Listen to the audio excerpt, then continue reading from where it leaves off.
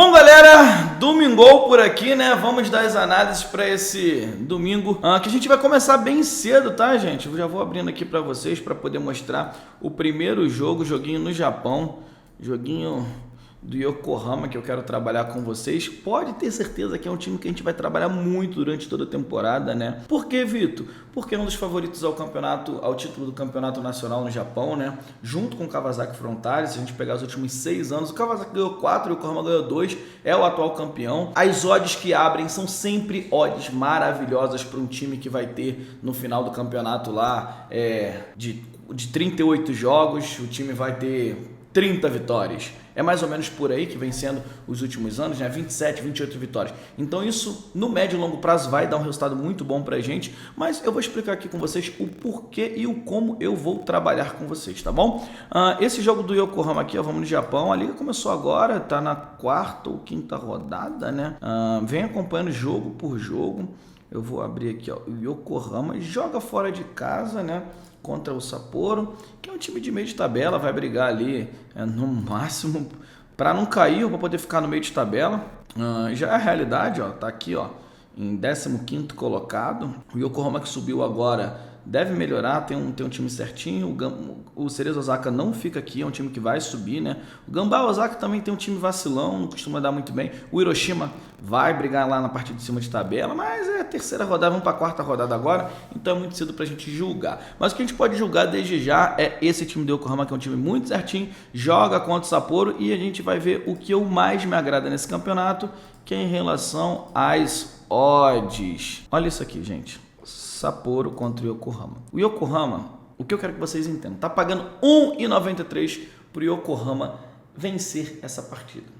E aí eu falo, agora fica um pouco difícil de vocês analisarem isso, tá? Mas isso serve para médio e longo prazo. Digamos que a gente tem o Manchester City jogando na Premier League contra um time que é candidato a rebaixamento. E aí o Manchester City jogou 20 partidas, ganhou 18, perdeu uma, empatou uma.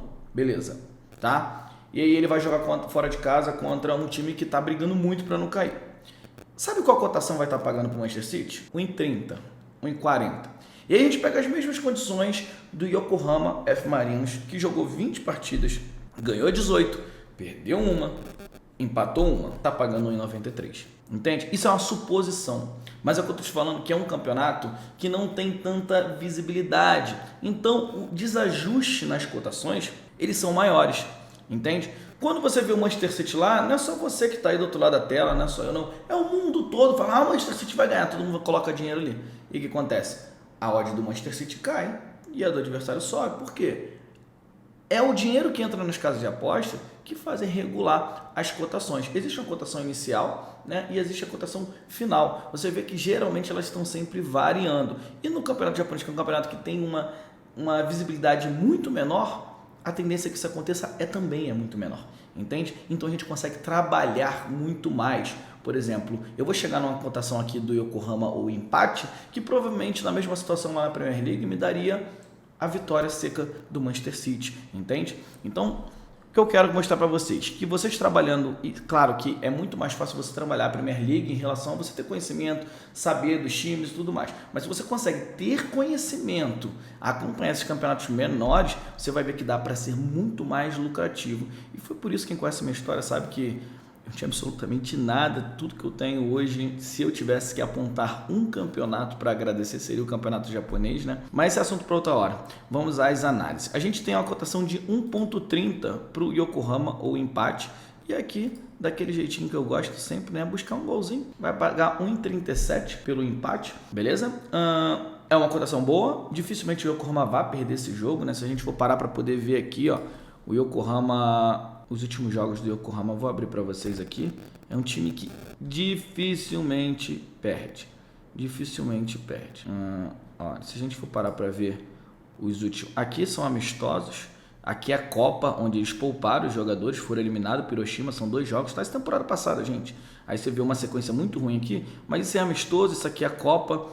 Jogo decisivo já. Aqui era o duelo dos 2 melhores times do Japão, né? Kawasaki e Yokohama. A gente não pode levar muito em consideração. Então, tirando isso, vocês veem uma sequência muito boa desse time do Yokohama. tá? Aqui o campeonato já estava definido, então enfim, não tem muito o que falar. E por outro lado, o Sapporo, muito mal, né? Se a gente for parar para ver 10 jogos, só venceu 2, ou seja, a nossa chip bateria. Eu não vou levar muito a fundo nessas análises, porque são análises de temporada passada, tá? Mas vai muito, e assim, final de campeonato, o Yokohama tinha o título encaminhado, fez jogos poupando jogadores na Copa, que foi o caso do Hiroshima, para poder focar no campeonato nacional. Não tem muito valor esse tipo de análise para essa partida que é início de campeonato. O que vale mesmo são os primeiros jogos, os 3 primeiros jogos. Yokohama venceu o Ural, que é um time muito grande na Ásia, no Japão. O Hiroshima, que também é um time muito forte, empatou e ganhou o último jogo na Copa do Japão com quase o time todo reserva do Iwata. Então, começou a temporada muito bem. Vou buscar a defensiva, como vocês sabem que eu gosto de trabalhar. Yokohama ou empate e um golzinho, que esse gol seja do Yokohama, podendo acontecer um ou mais, tá? E junto a isso, eu tenho aqui a Fiorentina, Cremonese e Fiorentina. Minto, gente. Eu vou deixar essa Fiorentina para o próximo. Esse aqui eu vou buscar o Benfica. Desculpa. A Fiorentina é a análise seguinte. É que eu tinha anotado aqui, mas eu vou passar para vocês que eu quero duplar isso aqui com a vitória do Benfica. Por que a vitória do Benfica? Observe, gente. Eu vou mostrar aqui para vocês a situação no campeonato dos times, tá? E acho que fica melhor de vocês visualizarem. A bateria tá querendo acabar, mas ela vai segurar. Vamos lá. O Benfica, ele chega para esta rodada do Campeonato Português, joga fora de casa, lembrando, fator fora de casa é um dos fatores que fazem as cotações aumentarem, tá, para o time visitante. Esse Benfica está bem precificado, é uma odd justa, tá, pelo que pode acontecer no jogo, por jogar fora de casa. A gente tem uma cotação, se não me engano, de 1,25, mas joga fora de casa contra nada mais, nada menos que o Marítimo, ou seja, um dos times que brigam pela zona de rebaixamento, está bem próximo ali do Ferreira de Santa Clara, chegou por um bom tempo, ficou sendo o pior time do campeonato, é um time que dos últimos 5 jogos aí, perdeu 4, só venceu 1, tá? O Benfica vem fazendo uma ótima campanha, deixando o Porto para trás. A gente pode ver aqui na tabela, né? 23 jogos, já soma aí 8 pontos de diferença. Se a gente for ver o melhor time do campeonato fora de casa, ele também é o Benfica, né? Só tomou 4 gols em 11 jogos, fez 21 gols, ou seja, quase que 2 gols por partida, marcado mesmo jogando fora de casa. Encontra um Marítimo que é um adversário bem ruim e que dentro de casa também, só conseguiu fazer 11 pontos em 11 jogos, briga ali, se a gente for parar para poder ver, né, entre os piores aproveitamentos do campeonato. Acredito que nada mais, nada menos do que a simples vitória do Benfica que vem. Olha só isso aqui é maravilhoso, gente. Olha essa sequência do Benfica. Dos últimos 10 jogos do Benfica, o Benfica ganhou 9, empatou 1. Aqui tá derrota porque o jogo foi a prorrogação, ele perdeu pro Braga. Mas preste atenção, aqui também teve o caso do jogador do Benfica, teve um jogador expulso no começo do jogo, né, nesse jogo. Então foi um jogo que o Benfica era favorito para ganhar, acabou não ganhando muito por conta da expulsão, empatou o jogo ainda, mas assim, são 10 jogos, gente, são 10 jogos, uma invencibilidade muito grande, não tem como ficar de fora, tá? Eu vou juntar esse Yokohama com a vitória do Benfica, pagando 1,73, uma tipo de confiança minha, R$1.000 para voltar 1.739, tá na mão, beleza? E não acabou por aí, a gente vai para a segunda análise do nosso domingão. Preocupado um pouquinho com a bateria, que está com 8%, vai dar para gravar. Vamos lá. No campeonato italiano, como já adiantei a vocês aí, né? A gente vai no jogo da Fiorentina, que é um time que me agrada jogando, tá, gente? Mas não é muito por conta da Fiorentina essa análise, não. A gente vai muito por conta do adversário da Fiorentina, a Cremonese, que venceu recentemente, né? Um jogo do campeonato italiano, depois de anos e anos sem conseguir vencer uma partida. Chega a ser engraçado, né? O time ficou desde 1900 e pouco, se eu não me engano, que o Cremonese não vencia ninguém na Série A. Vai fazendo um campeonato muito ruim mesmo. A gente pode ver aqui, deixa eu abrir aqui para vocês. Um campeonato péssimo, provavelmente vai ser rebaixado, né? Junto com a Sampdoria, eles estão brigando para ver quem é o pior time dos dois aqui, 12 pontos em 25 disputados, gente, é muito ruim. A Cremonese tem a pior defesa do campeonato, tomou 46 gols, né? O ataque só é melhor que o Verona, que fez 20, e que a Sampdoria, que fez 11, que a Sampdoria, meu Deus do céu, também. o time ruim. O time ruim. E aí a gente vai ver aqui o retrospecto da Cremonese, ó, ganhou esse jogo da Roma, né? Fez o gol no finalzinho, mas se você for ver campeonato italiano mesmo, de primeira divisão, a Cremonese não ganha há anos uma partida, tá bom? Então é baseado nisso a nossa fundamentação de análise.